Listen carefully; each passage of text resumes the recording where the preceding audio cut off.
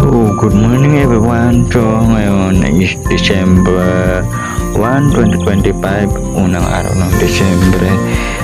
So, pupunta tayo ngayon sa ating garden dahil magtatanim tayo na naman ng ating talong. Di pa tayo natatapos magtanim.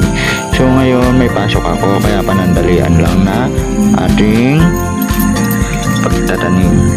So, yan guys, bago ako pumunta, natimpla muna ako ng kape. Yan. Then, pagtapos yan, inom muna ako ng konting gamot dahil tumatanda na nga tayo. Kailangan na natin mag-maintenance. Charot. So, yun nga guys. Malapit na naman ang oras natin para pumasok. Today is exam day. So, may exam tayo ngayon sa school. Panandalian lang tayong garden. So, lumabas na ako para maglagay ng coco peat at ilalagay natin doon sa ating garden.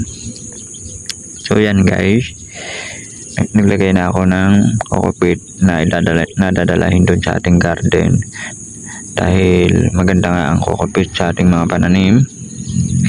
Yan is libre naman, pati mga ating mga tinatanim is libre lang din. So, yan lang. Then, mamaya gagayak na rin tayo pagtapos ng ating pagtatanim. So, papunta na tayo sa ating garden. So, yan. Lahat ng yan, nakita nyo guys, marami pa tayong tataniman, madamo. So, yan, nagmamadali na rin ako dyan guys. Maluwang-luwang yan.